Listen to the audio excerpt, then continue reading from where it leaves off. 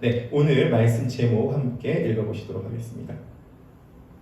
네, 준비 시작. 네, 복음을 대한 다섯 가지 태도 로마서 6장 5절 말씀입니다.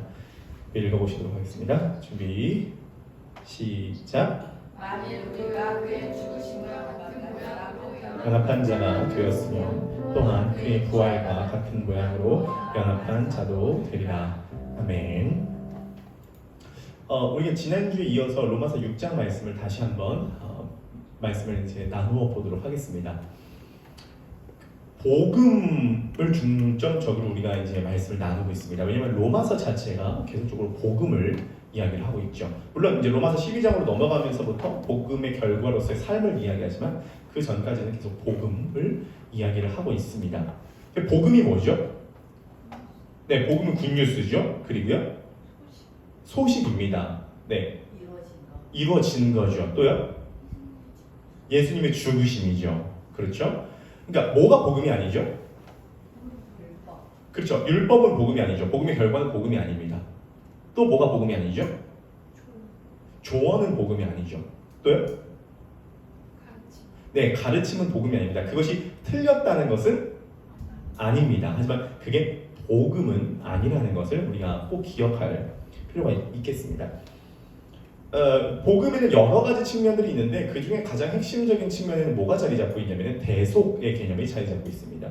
이게 중요한 겁니다. 그러니까 예수님이 우리를 위해서 죽으셨다도 맞지만 예수님이 우리를 위해서 죽으셨다보다 훨씬 더 정확한 표현은 대신해서 죽으셨다는 것입니다. 이것을 한번 잘 생각을 해보셔야 됩니다. 위해서 죽으셨다와 대신해서 죽으셨다는 상당하게 큰 어떤 차별점이 있습니다. 우리가 죽어야 되는데 우리 대신 죽으셨다는 거죠. 저는 이제 그 스마트폰을 Z 플립을 씁니다. 근데 이제 제 요번 주 수요일에 우리가 굿히어링을 하는데 갑자기 정말로 그 Z 플립 중간에 금이 가기 시작한 거예요. 검은색으로 금이 가기 시작하더니 검은색 그 금이 점차 이게 확장이 되는 겁니다. 그래가지고 연희자매님 저 뒤에 있는 그 제 핸드폰 좀 써주시겠어요? 그래서 이제 어떤 문제가 생기기를 시작했냐면은 이게 이제 스마트폰이 이제 제가 Z 플립이니까 이게 열었다 닫혀지잖아요. 그러니까 이제 여기 가운데 금이 가기 시작하면서 무슨 문제가 생기냐면은 이 아래는 터치가 되는데 위가 터치가 안 되는 거예요. 계속. 그러니까 세게 눌러도 터치가 안 되고 살살 눌러도 터치가 안 되고 막 빠르게 눌러도 터치가 안 됩니다. 그래서 문제가 뭐냐면은 카톡 아이콘이 밑에 있으니까 카톡을 열 수는 있는데 메시지를 볼 수는 없어요. 메시지 여기 위에 떠 있으니까 이게 안 눌리니까 네이버를 킬 수는 있는데 검색을 못 하는 거예요. 그 핸드폰이 대다가 안 되니까 너무 답답하더라고요. 그래서 제가 이제 서비스 센터에 가가지고 물어보니까 왜 그러냐면은 이 가운데에 이 전기선이 나가면서 밑에서 신호를 위로 올려주는데 이게 나가니까 신호가 위까지 안 가는 거예요. 그래가지고 이게 가운데를 고쳐야 된다는 것입니다. 제가 그걸 보면서 이거 뭐랑 똑같냐면 우리는 하나님과의 교류로서 만족을 누릴 수 있는 존재로 지음바 되었다는 것입니다. 근데 죄 때문에 가운데에 금이 가게 됐습니다. 그래서 이게 아무리 위에서 신호를 올려도 이게 터치를 눌러도 이게 터치가 안 되는 겁니다. 하나님의 신호가 우리들한테 교신이 안 되는 겁니다. 교신이 안 돼요. 세게 눌러도 안 되고 살살 눌러도 안 되고 빠르게 눌러도 안 되고 느리게 눌러도 안 돼요. 열심히 살아도 안 되고 착하게 살아도 안 되고 나쁘게 살아도 안 되고 게으르게 살아도 안 되고 성실하게 살아도 안 됩니다. 삶의 문제가 아닙니다. 이 누름의 문제가 아닙니다. 단절이 된다는 것입니다. 하나님께 나아가는 지성소로 나아가는 길이 휘장으로 닫혀져 있습니다. 단절됐다는 거죠. 홍해로 단절됐습니다. 요단강으로 단절되었습니다. 뭔가 성경은 뭔가 어딘가로 넘어갈 때 여리고성처럼 뭔가 단절을 계속적으로 이미지로 보여주죠. 그래서 뭔가 그쪽으로 넘어가지를 못한다는 겁니다. 사람 쪽에서는 넘어가지 못한다는 겁니다. 그래서 제가 이제 이렇게 물어보니까 수리비를 받아야 된다는 겁니다. 수리비가 이제 얼마가 나오냐면은 이제 30만 원 수리비가 나온 겁니다. 다행히 제가 이제 보험에 가입이 돼 있어가지고 3분의 2는 보험 했고 이제 3분의 1만 부담금을 해가지고 고칠 수가 있게 되었습니다. 그래서 이제 가운데를 고치니까 이제 소통이 되는 거죠. 그러니까 우리가 하나님과 소통이 되려면 수리비를 지급을 해야 됩니다. 그 단절된 수리비를 지급을 하는 게 뭐냐? 그게 바로 십자가라는 거죠. 자, 그런데 예를 들어서 한번 생각을 해보도록 하겠습니다. 우리가 핸드폰이 고장나가지고 가운데 줄이 가가지고 서비스센터에 갔습니다. 수리비를 물어보니까 수리비가 예를 들어서 100만 원이 나왔다고 생각을 해보겠습니다. 자, 수리비가 100만 원 나왔을 때 그럼 어떻게 하실까요? 바꾸죠. 차라리 아이폰으로 최신 폰으로 바꾸죠. 그게 더 낫고 그게 이득이죠. 그러면 하나님 입장에서는 인간이 죄를 지어서 문제가 생겼다면 그 수리비가 너무 많이 들어간다면 차라리 바꾸어서 새로 만드는 게 나은 것입니다. 근데 하나님의 선택은 무엇이냐면 새로 사는 것보다 훨씬 더 많은 수리비를 들여서라도 잘못된 걸 원래대로 되돌려 놓겠다는 것입니다. 그것이 이제 십자가라는 것이죠. 우리는 이제 이렇게 생각합니다. 우리가 죄를 지었다? 그래서 하나님께서 우리를 용서해 주시면 된다? 맞죠. 근데 용서해 주시는 것으로만 끝나는 게 아니라 대가가 지불이 돼야 됩니다. 핸드폰이 고장이 났다면 이 고장난 핸드폰을 다시 고치려면 수리비가 필요하듯이 뭔가 문제가 생겼으면 그 문제에 대한 그 비용이 들어간다는 것이죠. 그것이 복음의 내용이라는 것입니다. 그래서 우리가 예수께서 어떤 대가를 치르셔서 이러한 일들을 하셨는지 우리가 지금 알아보고 있는 그런 과정 가운데 있습니다. 자, 그런데 이 복음을 대하는 태도가 5가지 정도의 태도가 있다는 것입니다. 자, 이 태도를 우리들이 함께 들어보는 것은 굉장히 중요합니다. 왜냐하면 여러분들 중에 이 태도에 있는 경우도 있을 것이고 또 앞으로 우리 또 만나는 분들 중에 그런 5가지 태도 중에 하나가 있으실 것이고 그 다음에 또 앞으로 크로스포인트 교회에 오시는 분들 중에 그 5가지 태도 중에 한 태도를 갖고 계신 분들이 오실 것이기 때문입니다. 그래서 오늘 이제 말씀을 들어보시고 오늘 본문의 근거에서 여러분들이 이 5가지 태도 중에 어느 쪽에 속하는지 한번 보시고 또 생각을 해보시는 시간을 가져보도록 하겠습니다. 이 복음을 대하는 5가지 태도 중에 첫 번째 태도입니다. 이 태도는 제가 이렇게 얘기를 붙여봤습니다. 관심 없다 태도. 복음에 대해서 관심 없다 태도입니다. 이 첫 번째 관심 없다 태도의 핵심 주제는 뭐냐면 재미를 추구합니다. 그러니까 노는 걸 좋아합니다. 뭐 깊이 있게 지성을 사용하는 걸 별로 좋아하지 않습니다. 무조건 재미있는 게 좋습니다. 그게 만약에 예를 들어서 이제 나이 많으신 남자 어른분들이라고 한다면은 그냥 소망이 이렇게 더운 여름날에는 계곡 가가지고 발 담고 삼계탕 먹고 술 한잔 걸치고 평상에서 고수업 치는 거 그것이 인생의 낙이지. 발 담고 수박 깨먹고 수박 손으로 막 깨먹고 막 이렇게 먹고 그게 낙이지. 이렇게 생각하는 경우 조금 가정적인 남자라고 한다면 가족끼리 캠핑 가는 거 가가지고 바베큐 구워 먹고 야 죽인다 오겹살 너무 죽인다 최고다 이렇게 먹고 뭐 그런 것들을 이제 추구하는 거죠. 보통 불신자 중에 많습니다. 복음에 대한 관심 자체가 없고 누가 얘기해주는 사람도 없고 들을 생각도 없습니다. 청소년이라고 한다면은 그냥 이제 유튜브 보고 자기 좋아하는 유튜버 보면서 혼자 킥킥거리는 거 되게 좋아하고 친구들끼리 그냥 PC방 가는 거 되게 이제 좋아합니다. 이제 아줌마 같은 경우라면은 이제 볼 수 있는 모든 드라마 다 섭렵합니다. 뭐 이제 TVN 드라마, 뭐 KBS 드라마, 넷플릭스 드라마, 뭐 킹더랜드 이런 거 다 이제 김사부, 낭만다터 김사부 이런 거 찾아봅니다. 뭐 별거 있어? 뭐 애들 키우다가 뭐 심심하면 드라마 보는 거지? 뭐 이렇게 생각합니다. 청년 같은 경우에는 이제 뭐 연애하고 친구들이랑 가끔 만나가지고 술 마시고 그 다음에 청년들의 핫 이슈는 뭐냐면은 여행입니다. 요즘 그렇게 여행, TV 프로그램도 여행 가는 프로그램이 되게 많고 특히 이제 비행기 타고 나가는 여행 그런 거 얼마나 좋아요. 저도 사실은 여행에 대한 소망이 있죠. 그래서 뭐 싱가포르, 말레이시아, 좀 힘주면 유럽, 미국 그래도 뭐 10시간 정도 비행기 타야 되지 않겠어? 뭐 이런 거 이제 갖고 가는 거. 자, 참고로 해서 이런 것이 지금 다 틀렸다는 것은 아닙니다. 그러나 이것이 주된 관심사가 될 때 문제가 된다는 것이죠. 교회에 대해서 생각을 해보면 전혀 경험이 없었던 것은 아닙니다. 아주 어릴 적에 7살, 8살 또는 13살, 14살에 친구 따라서 초청자치 때 어렴풋이 가본 기억은 납니다. 그러나 교회에서 무슨 말씀을 했는지는 전혀 기억이 나지 않고 기억나는 건 그 초청자치 때 같이 먹었던 닭강정 정도, 받았던 선물 정도 그 정도 이제 기억나고 친구들이랑 함께 그냥 가서 막 교회 가서 놀았던 기억이지 복음에 대한 구체적인 관심은 없다라는 태도입니다. 다시 한번 말씀드리지만 관심 없다 태도는 복음에 대한 이야기를 굉장히 지루하다고 생각합니다. 재미없다고 생각합니다. 관심이 없습니다. 이분들은 재밌는 게 중요합니다. 인생 뭐 있어? 이렇게 즐기다 가는 거지가 핵심 신념이라고 할 수가 있겠습니다. 자, 두 번째 복음을 대하는 태도입니다. 첫 번째는 관심 없다 태도이고요. 두 번째는 상관없다 태도입니다. 상관없다 태도에서는 추구하는 게 뭐냐면 성공을 추구합니다. 그래서 이분들은 나는 꼭 성공해야지가 굉장히 강한 그런 스타일인 거죠. 예수님의 죽으심에 대한 설교를 들어봤습니다. 그리고 그것에 대해서 생각을 해봤습니다. 근데 문제가 뭐냐면 예수님의 죽으심은 굉장히 합리적이지 않다고 생각합니다. 그러니까 그게 십자가 사건이 나랑 뭔 상관인데 그 이치에 맞지 않는다라고 생각을 합니다. 이분들이 교회에 나오기는 하는데 교회에 나오는 이유도 성공 때문에 나옵니다. 예를 들어서 교회에 나와서 좋은 인맥을 쌓는다든지 관계적인 인프라를 형성한다든지 아니면은 뭐 교회에서 여러 가지 제공하는 어떤 것들. 그래서 이분들은 좋아하는 게 성공에 대한 비결, 어떠한 그 다음에 어떤 성공 노하우 이런 거 너무 좋아합니다. 이런 분들은 강의 듣는 것도 되게 좋아합니다. 인문학적 깊이가 그렇게 깊진 않지만 책도 나름대로 보는 걸 즐겨합니다. 그래서 뭐 이분들 좋아하는 거 뭐 부의 추월차선, 돈 뜨겁게 사랑하고 차갑게 다루어라, 부자 아빠 가난 아빠. 다 잘못됐다는 게 아닙니다. 저도 참고로 부자 아빠 가난 아빠 리미티드 에디션으로 나온 거 얼마 전에 읽어봤거든요. 굉장히 책 내용이 도전이 많이 됩니다. 도전이 많이 돼요.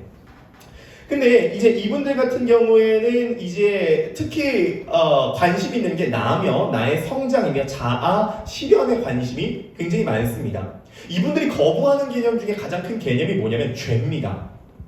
내가 언제 죄를 지었냐는 것이, 복음은 죄를 얘기하는데 죄에 대한 부분은 너무 합리적이지 않다라고 생각합니다. 예를 들어서 이런 생각은 거죠. 인간이 무슨 죄인이야? 난 죄인이 아니라 피해자야. 내 부모님께 얼마나 피해를 많이 받았는 줄 알아? 난 반드시 성공할 거야. 인간의 문제가 뭔 줄 알아? 무의식에 있는 상처라고. 습관을 바꿔야 돼. 사람이 습관. 응? 너 자신을 너가 컨트롤할 수 있어야 돼. 응? 죄는 무슨 죄야? 인간이 죄인으로 태어난다는 건 성선설이나 성악설 같은 철학의 사조 중에 하나지 그것이 진리는 아니야. 그리고 내가 언제 십자가를 못 박혀 죽으라고 했어? 내가 부탁했어? 나 알아? 나 만나봤어? 스타벅스에서 차 한 잔이라도 해봤어? 되게 부담스럽네. 나를 위해서 죽어줬다니까? 나도 모르는 사람이? 굉장히 힘드네? 그런 생각을 좀 갖고 있다는 것이죠. 이런 분들은 예수님 자체는 좀 인정하는 편입니다.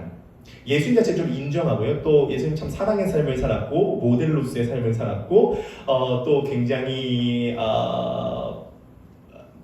어떤 4대 성인 중에 한 명이라고 생각을 합니다. 하지만 기독교에서 말하는 교리는 굉장히 터부시하죠. 저는 이제 뭐 사실은 정치적인 성향을 떠나서 유시민 그 작가가 하는 책이나 그 영상을 자주 봅니다. 왜냐하면 그분은 뭘 되게 잘하냐면 되게 어려운 개념을 쉽게 표현하는 걸 너무 잘해요. 그래가지고 진짜 성경에서 되게 어려운 개념들이 많은데 저렇게 대중적으로 쉽게 얘기하는 저 능력은 참 너무 중요하다라는 그런 생각이 듭니다. 근데 얼마 전에 이제 유시민 작가가 그 책 한 권을 냈다고요. 그 책이 뭐냐면 문과 학생의 뭐 과학 공부 뭐 이런 책을 냈거든요. 근데 이제 유시민의 핵심 신념은 뭐냐면 무신론입니다.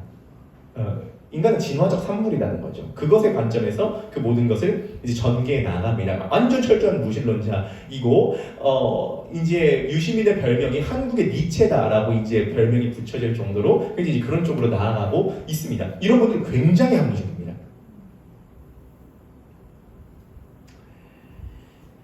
십자가는 굉장히 고지식한 이야기라고 생각하고 좀 꼰대 같은 이야기라고 생각합니다. 내가 관심 있는 것은 자아 실현이고 자기 성장이며 의미 있고 가치 있는 인생을 살면 된다라고 생각을 하는 거죠. 그것이 두 번째 태도입니다. 자, 세 번째 태도를 말씀드리도록 하겠습니다. 첫 번째 태도는 관심 없다. 두 번째 태도는 상관없다. 세 번째 태도는 안타깝다 태도입니다. 이 안타깝다 태도는 뭐 이 정도입니다. 예수님 너무 아프셨겠다. 예수님 너무 불쌍하다. 그러니까 이런 정도의 태도입니다. 보통 교회 안에 신자 중에 많이 있는 태도죠. 이런 분들은 어릴 적부터 교회에 열심히 다녔습니다. 그리고 참고로 이런 분들의 부모님은 굉장히 신앙이 좋은 편에 속합니다. 한국교회 부흥 세대였죠. 그런데 이제 이런 스타일은 굉장히 애매하게 테일러가 좀 껴있는 스타일입니다. 관심 없다 파처럼 방탕하게 막 나가지도 못합니다. 막 클럽 가고 술 마시고 이런 것도 못해요. 근데 그렇다고 막 예수님의 십자가 사건이 막 감격이 되는 그런 것도 아닙니다. 노래방은 좋아하는데 클럽은 부담스러워요. 술 마시는 건 좀 애매한데 친구들 만나서 수다 떠는 것 정도는 좋아합니다. 그리고 내가 막 크리스천이라고 막 얘기하는 것은 막 좀 부끄러운데 매주일마다 교회는 많이 나가요. 보통 주로 성가대를 많이 하십니다. 성가대를 비하할 생각은 전혀 없습니다. 보통 성가대 아니면 찬양팀을 많이 하신다라고 보면 되겠습니다. 이제 저 같은 경우에도 완전히 이제 기독교 가정 속에서 이제 자라난 그런 스타일이잖아요. 그러니까 저 같은 경우에는 태어나서 지금까지 주일 예배를 빠져본 적이 단 한 번도 없습니다. 그러니까 제가 계속적으로 이제 말씀드린 게 제사를 드려본 적이 없습니다. 그래서 제사를 드리는 게 어떤 건지 모르고 TV에서만 봤거든요. 그러니까 명절 때는 교회에서 그냥 가정 예배를 드릴 정도로 그러한 이제 분위기랑 이제 문화였죠. 그리고 이제 명절 때 같은 경우에 또 막 그 극성이시잖아요. 옛날 어머니들 극성이시잖아요. 명절 때 항상 기도원 집회 같은 게 막 데리고 가십니다. 막 성경 백독복 프로그램 뭐 그런 거 있습니다. 막 집회 막 그런 거 막 데려가고 그런 데 가면 또 부흥사 목사님들 굉장히 많다고요. 부흥사 목사님들 그게 제일 그 기도 분위기를 좀 압니다. 부흥사 목사님들 압니다. 부흥사 목사님들이 막 설교하고 나고 통성 기도하고 나면은 또 그 아주 열렬 신자들이 있습니다. 열렬 신자들은 또 무대 앞에 나와가지고 기도하다가 쓰러지세요. 그럼 막 항상 강대 사람이 쓰러져서 기도하시면 입신했다 그러잖아요. 그럼 저 너무 신기해가지고 막 기도하다가 내려가가지고 입신한 사람 구경하고 살았어요?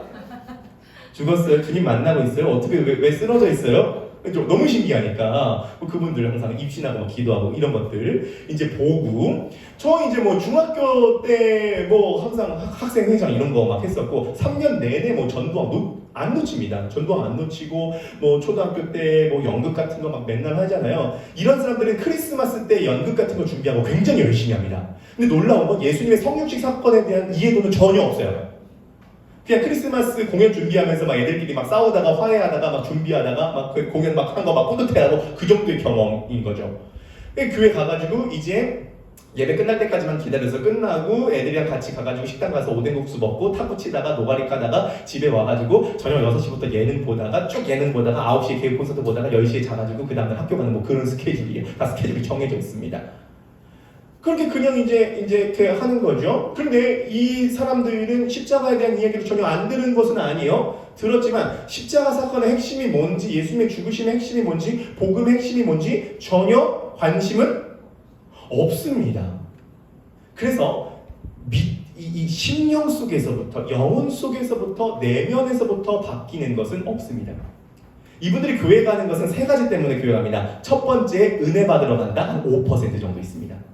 45% 관계 때문에 갑니다. 그리고 나머지 50%가 습관 때문에 갑니다. 계속 간다.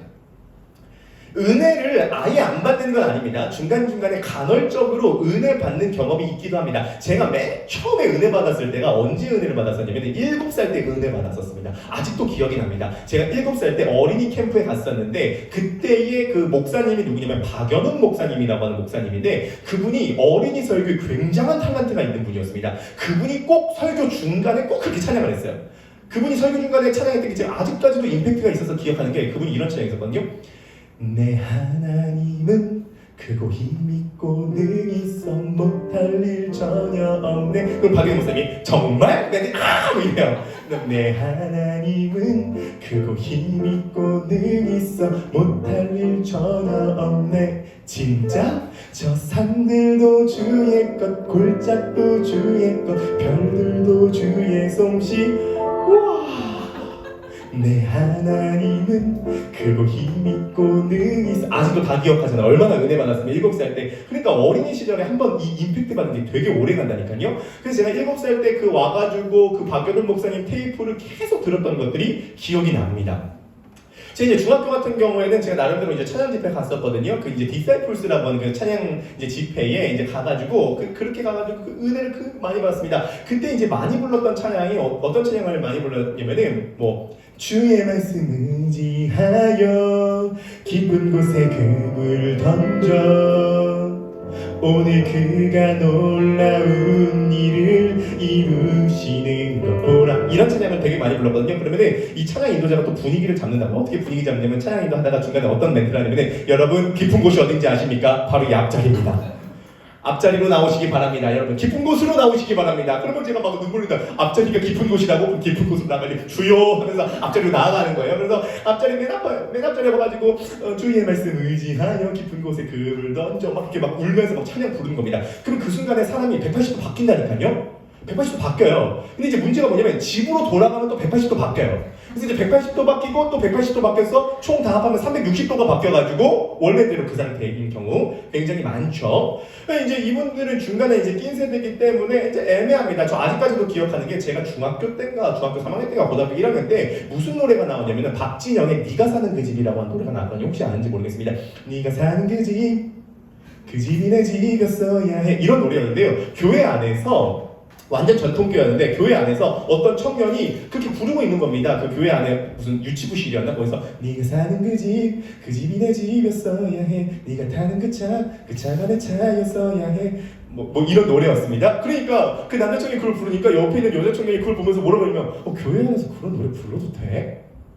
진짜? 그럼 뭘 불러도 돼? 이게 애매한 겁니다. 교회 안에서는 부르면 안 될 것 같은데 교회 밖에서는 항상 그런 노래를 듣고요. 찬양팀인데 가요가 더 매력이 있고요. 그냥 가요를 부르는데 막 클럽까지 가는 건 너무 세속적인 것 같고요. 이게 애매하게 끼어있는 그 어딘가. 예수님 생각하면 안타깝다 정도. 불쌍하자 정도. 근데 자신이 크리스찬이라고 하는 확신은 있습니다.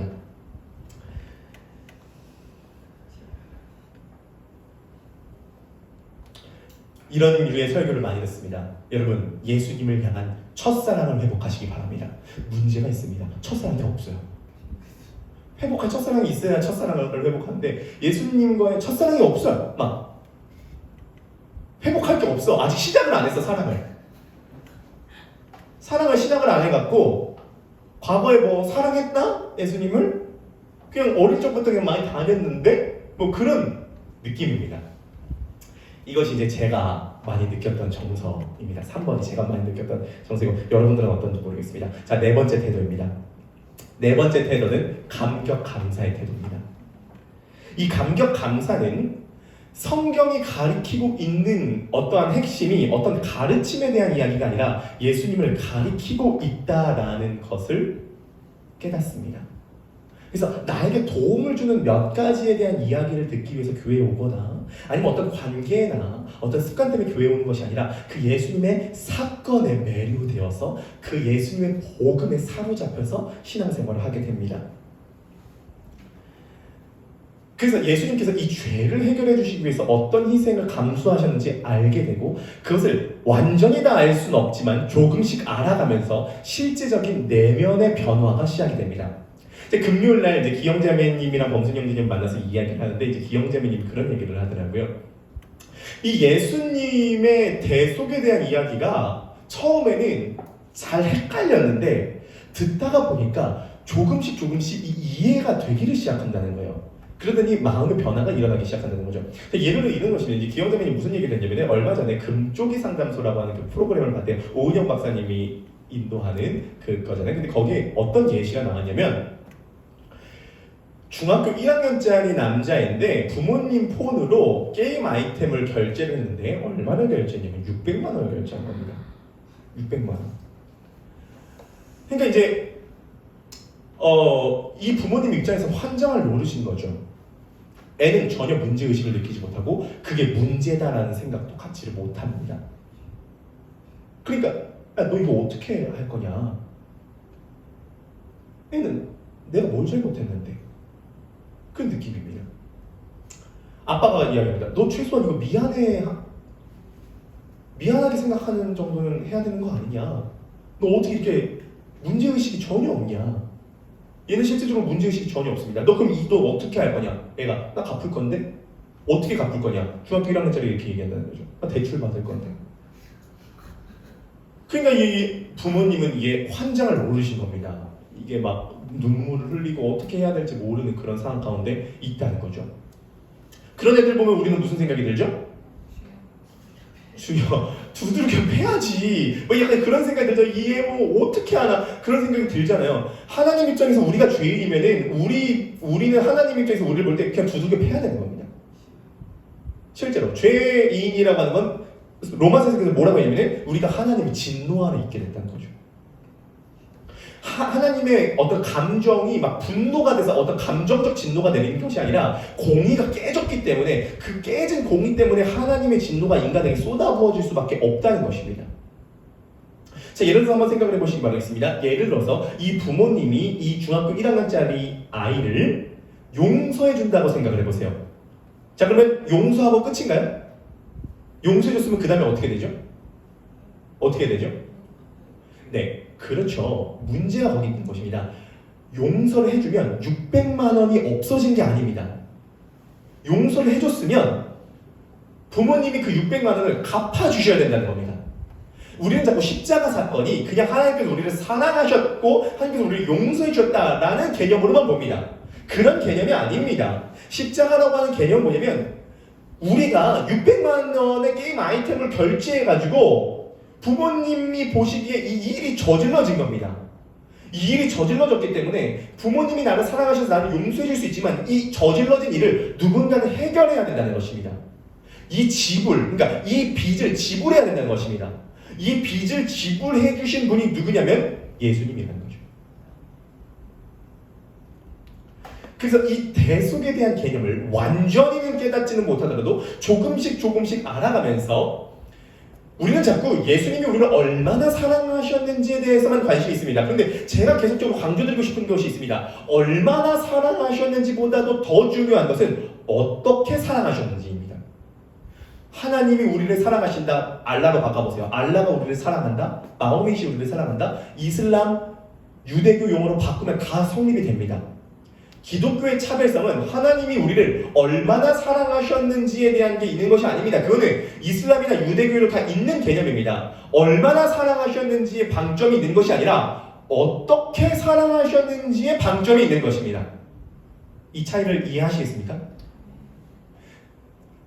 그것의 핵심이 뭐냐면 예수님의 대속의 개념에는 뭐가 발생이 되면 우리가 600만 원의 게임 아이템을 결제했다. 그보다 훨씬 더 심각한 6천만 원, 6억, 60억, 600억이 넘는 죄를 우리들이 가지게 되었다라는 것이 그 안에 복음 안에 깔려 있는 것입니다. 그러므로 복음이 선포되는 현장에는 반드시 우리들의 죄가 폭로되게 되었다는 거죠.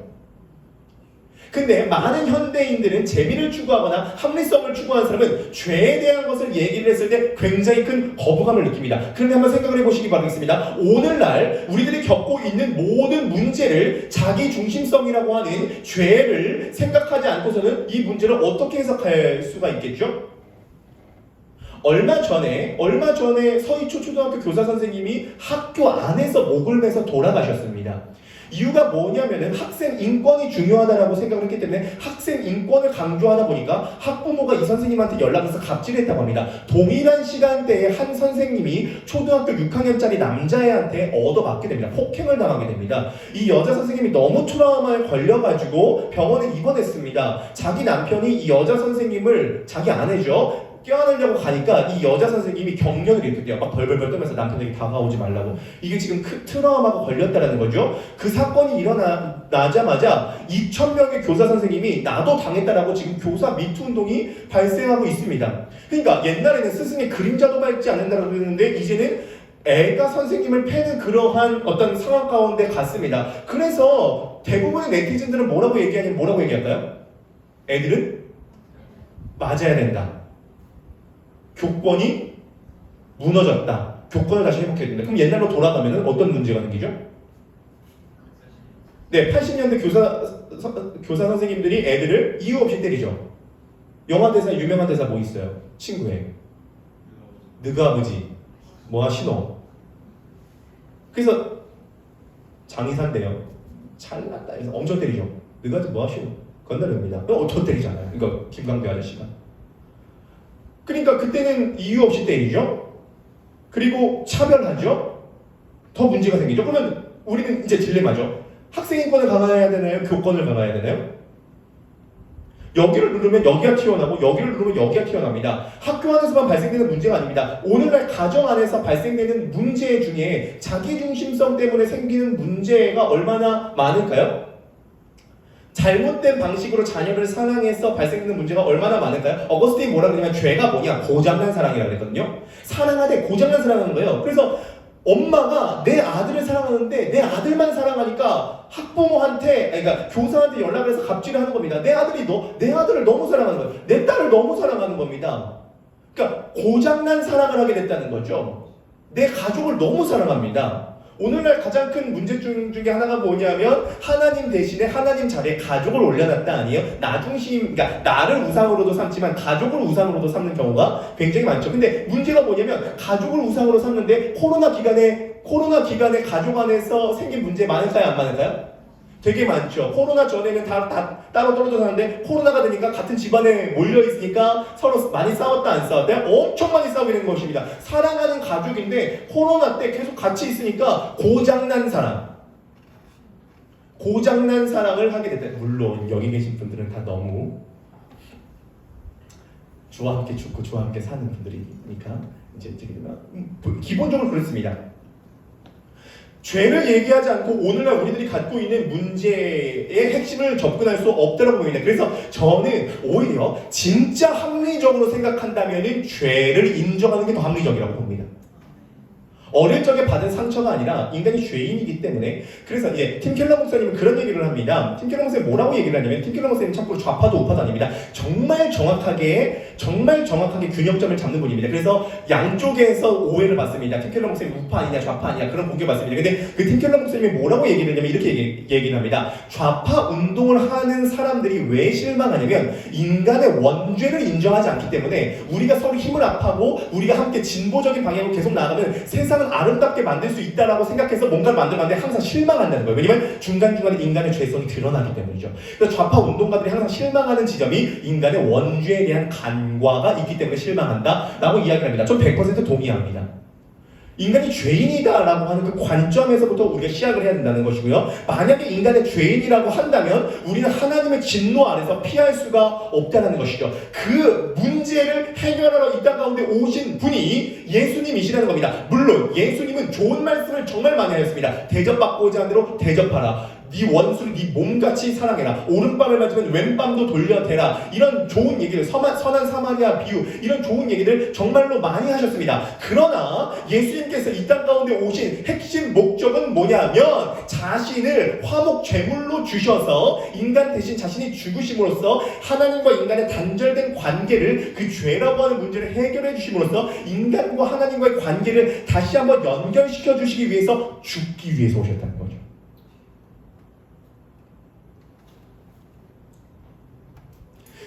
이 감격 감사가 마음에 들어온 분들은 일단 달라지는 게 예수님 궁금해집니다. 그리고 예수님의 말씀에 순종하고 싶어집니다. 옛날엔 똑같이 순종을 했는데 옛날에 순종한 이유는 다양한 동기가 있었습니다. 예를 들어서 내가 순종하는 모습을 보여주고 싶다든지, 예를 들어서 순종하면 효과가 있다라고 얘기하든지, 순종하면 행복해진다라고 하든지, 아니면 크리스찬이니까 넌 순종해야 돼라는 의무감 때문이라든지, 아니면은 순종해서 뭔가 인정을 받고 싶다든지, 이러한 동기 때문에 순종을 했습니다.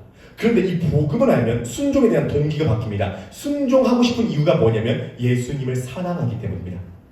예수님을 사랑하는 이유는 예수님이 나를 죽도록 사랑하시고 예수님이 너무 매력적이신 분이며 예수님이 능력 있는 분이라는 것을 알아가기 때문입니다.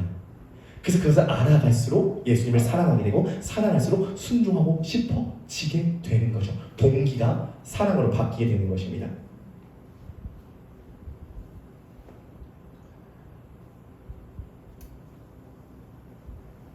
성격의 변화도 있습니다. 겸손하면서 활력이 넘치게 되죠. 내가 죄인이라고 하는 사실을 자각하니까 겸손한데요. 이 죄인을 받아주신 예수님을 생각하니까 자신감과 활력이 넘치기 시작합니다. 진정한 성품의, 그렇게 힘든 겸손이라고 하는 진정한 삶의 변화가 이루어지기 시작한다는 것이죠. 내가 정말 크리스천이 맞았나라고 하는 생각도 들게 됩니다. 정말 내면에서부터 예수님과 함께하는 변화가 시작이 된다는 것이죠.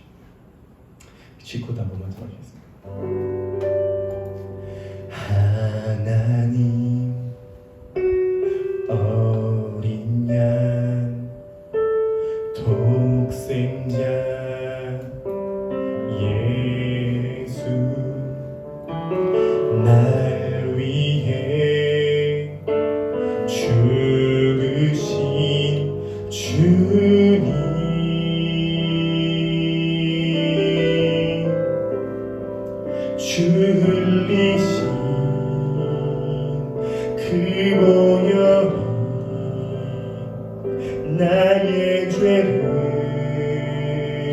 정결케 하네 내 영을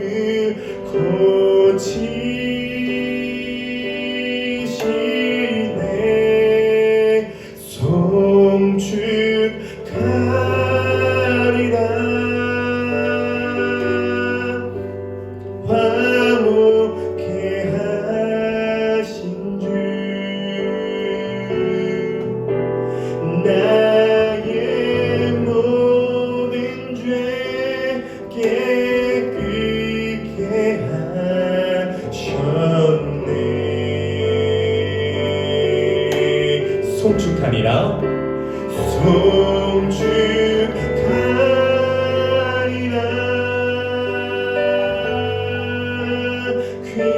귀하신 어린 양 모두 전하고 모두 외치리라. 우리 처음부터 한 번만 더 찬양해 볼까요? 하나님 어린 양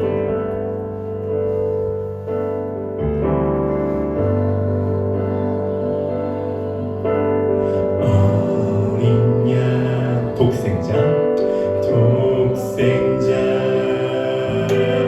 예수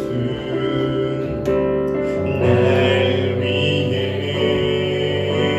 죽으신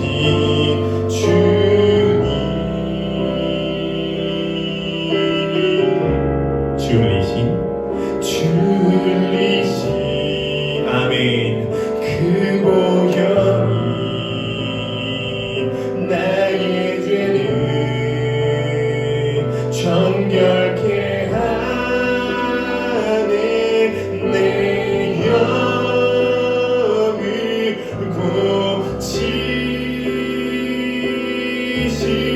고치시네 송축하리라 화목케 하신 주 나의 모든 죄 깨끗게 하셨네 송축하리라 송축하리라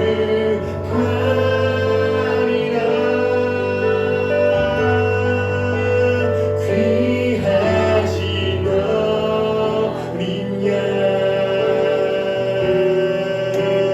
모두 전하고 모두 외치리라 다 주의 크신 이름 높이며 다 주의 크신 이름 높이며 우리에게 행하신 위대한 일 감사하세 오 주의 신실하신 그 사랑 온 땅과 하늘 위에 계셔 홀로 영원하신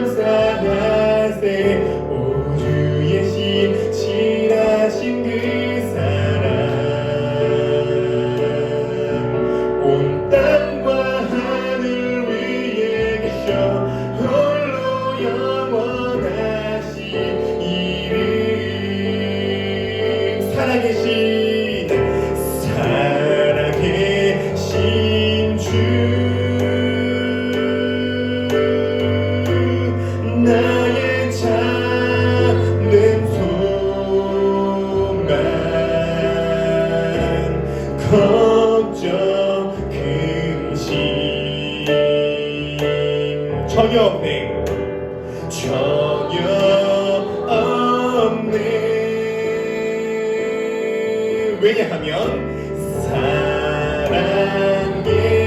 주 내 갈 길 인도하니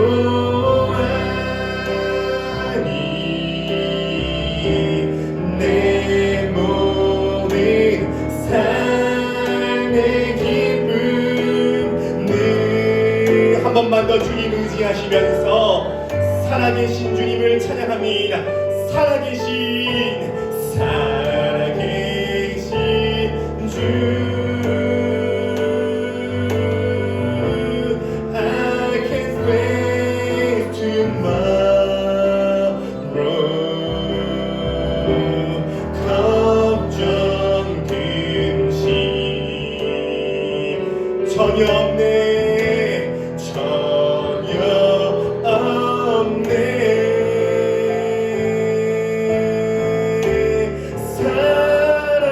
사랑의 주 내 갈 길 인도하니 내 모든 삶의 기쁨 늘 충만하네.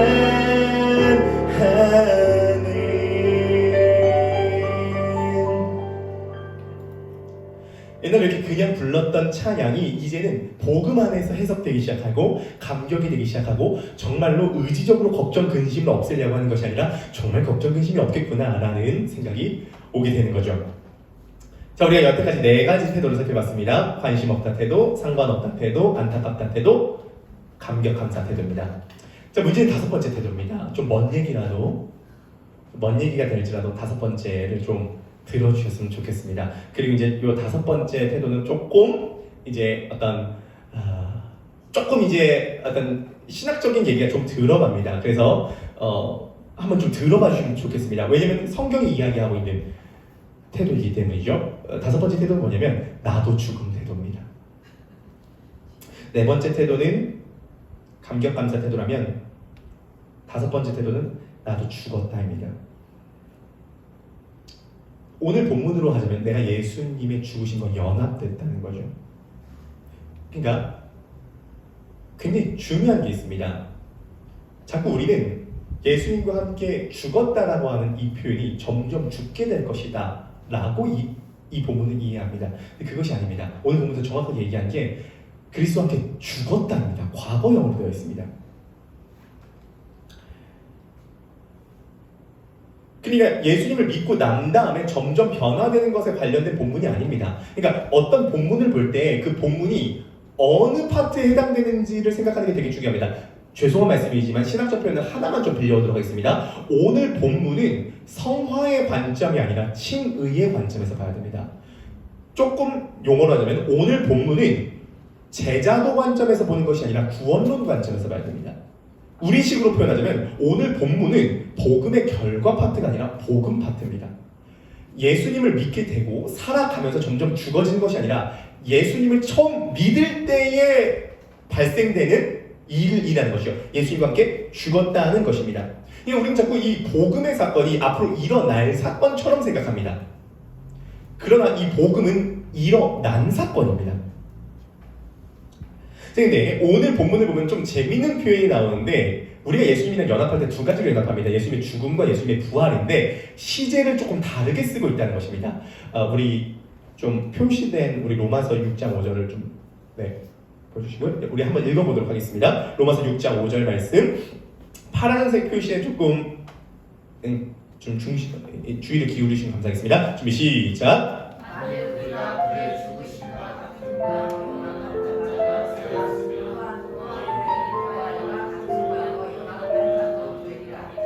아멘. 죽음은 과거에 이미 이루어진 것입니다. 여러분 죽었습니다. 근데 예수님과 함께 부활할 거는 신기하게 되리라 라는 표현을 씁니다.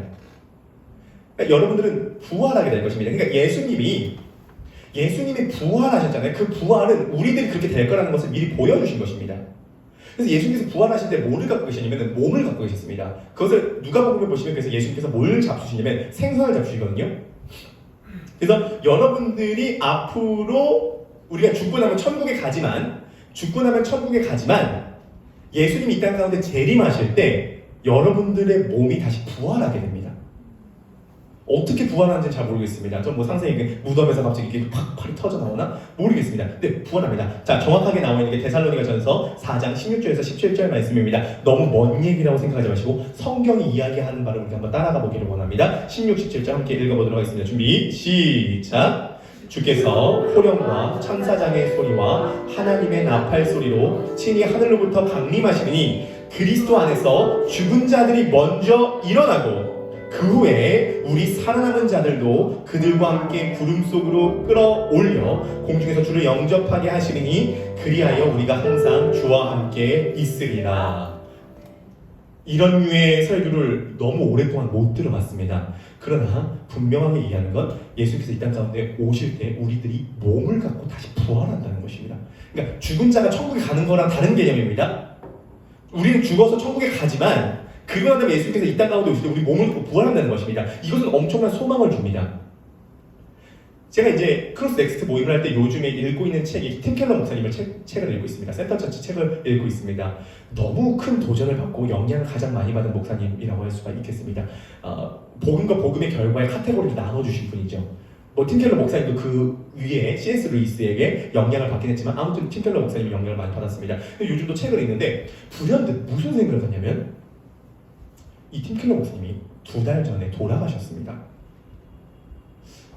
그래서 이 땅에 안 계세요.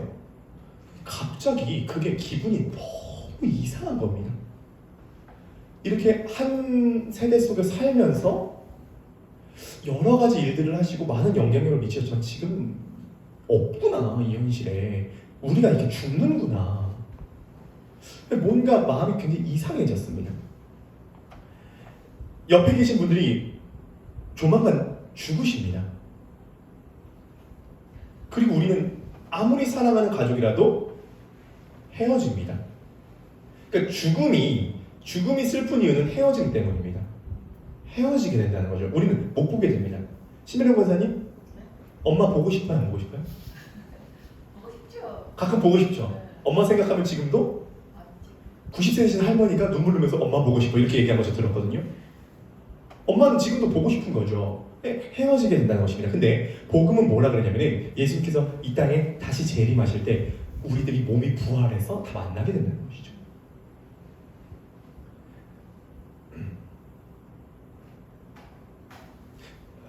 찬양 중에 그런 찬양인데 하늘에 계신 아버지 독생자 구주 예수 성령 하나님 믿으며 삼위일체 믿네. 자, 그 다음 가사 뭐냐면 몸이 다시 사는 것과 영원히 살 것을 나는 믿네. 예수 이름으로 하늘에 계신 아버지 독생자 구주 예수 성령 하나님 믿으며 삼위일체 믿네. 몸이 다시 사는 것과 영원히 살 것을 나는 믿네. 예수 이름으로. 이게 뭐죠? 뭐의 내용이에요? 부활의 내용인데 제가 부른 찬양이 어떤 내용이죠? 사도신경이죠. 주기도문은 아니라 지금 사도신경의 얘기가 찬양으로 부른 거잖아요. 사도신경에서 고백하는 게 뭐냐면 사도신경은 보편 교회 기준이 되는 고백입니다. 그 사도신경에서 하는 얘기가 뭐냐면 몸이 다시 부활한다는 것입니다. 그것이 기독교의 핵심 교리 중에 하나라는 것이에요. 여러분들 다시 부활하게 될 것입니다. 그래서 예수님께서 죽고 3일 만에 부활해서 생선을 잡수셨듯이 여러분들이 죽고 무덤에서 얼마의 기간은 있을 줄 모르겠지만 영원의 관점에서 되게 짧은 시간입니다. 몸이 다시 부활하게 될 것입니다. 그런데 지금 몸과는 좀 다를 것입니다. 신학자들은 그때 우리는 지금 5가지의 감각을 갖고 있다라고 했고 육감이 있는 사람 식스센스라고 하지만 우리가 예수님 재림하시고 우리가 부활할 때 우리는 100가지 감각을 갖고 있을 것이다 라고 얘기를 합니다. 모르겠어요. 보고 듣고 냄새 맡고 맛보고 하는 게 5가지 감각인데 오감이라고 하잖아요. 발달해서 육감이라고 하는데 우리가 몸이 다시 부활할 때는 까지 감각을 갖고 부활할 거라고 이야기를 하고 있습니다. 어떻게 될지는 모르겠죠. 아마도 정말 예수님과 같은 모습으로 우리가 부활하게 될 것이라는 겁니다. 자, 여러분들은 예수님과 함께 죽었습니다. 그리고 예수님과 함께 부활할 것입니다.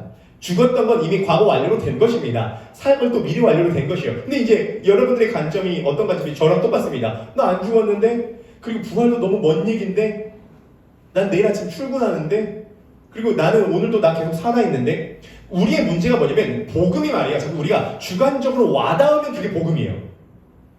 주관적으로 와닿지 않으면 그게 복음이라고 안 생각하는 경향이 있습니다. 철저하게 우리 자꾸 너무 주관적입니다. 그러나 우리 입장에서는 일어날 사건처럼 보이는 게 실질적으로 일어난 사건입니다. 이것을 이렇게 표현해 보도록 하겠습니다. 얼마 전에 미션 임파서블 7이 개봉됐습니다. 혹시 보러 가시는 분 계십니까? 네, 미션 임파서블 7을 보러 갔습니다. 굉장히 긴 영화입니다. 자, 나는 미션 임파서블을 지금 영화관에서 보고 있습니다. 1시간쯤 지났습니다.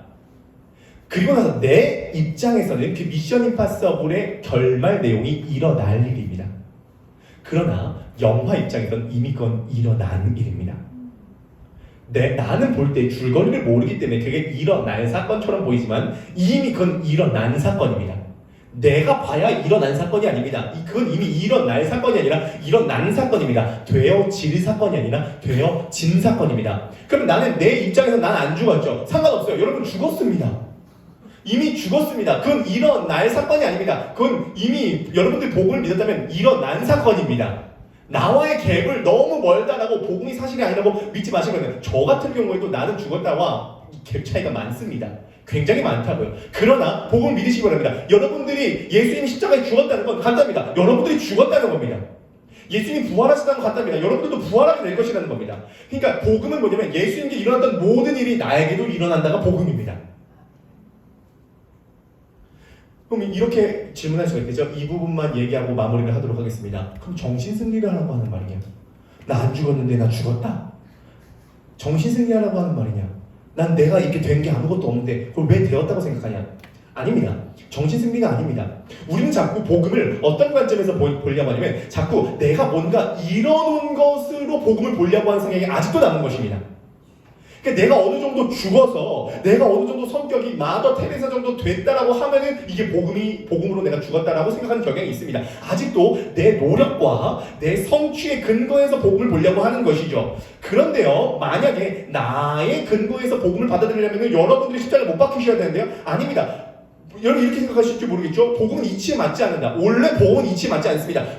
이치에 맞는 건 율법이 이치에 맞는 거죠. 생각을 한번 해보시기 바라겠습니다. 아침 6시에 와가지고 12시에 일하는 사람이 있고 오후 5시에 와서 1시간 일하는 사람이 있습니다. 똑같이 5만 원 주는 게 이치에 맞냐고요. 이치에 안 맞죠. 원래 고대 이스라엘에서 장자가 축복을 받아야 되는데 다 차자가 축복을 받았습니다. 야곱이 에서 대신 야곱이 축복을 받았잖아요. 가인 대신 아벨이 축복을 받았잖아요. 르우벤 대신 요셉이 축복을 받고 유다가 축복을 받았잖아요. 계속적으로 차자가 축복을 받았습니다. 자격이 없는 사람이 축복을 받으면 이치에 안 맞죠. 원래 남자만 족보에 들어가야 되는데 여자가 족보에 들어갔습니다. 그럼 여자가 족보에 들어갔으면 좀 괜찮은 사람이 족보에 들어가야 되잖아요. 예수님의 족보에 들어간 사람이 여자가 3명인데 라합, 룻, 바세바, 불륜녀, 이방 여자, 가늠한 사람입니다. 그러니까 정말 자격이 없는 사람이 예수님의 마태복음 1장의 족보에 들어가 있는 것입니다. 원래 복음은 이치에 맞지 않습니다.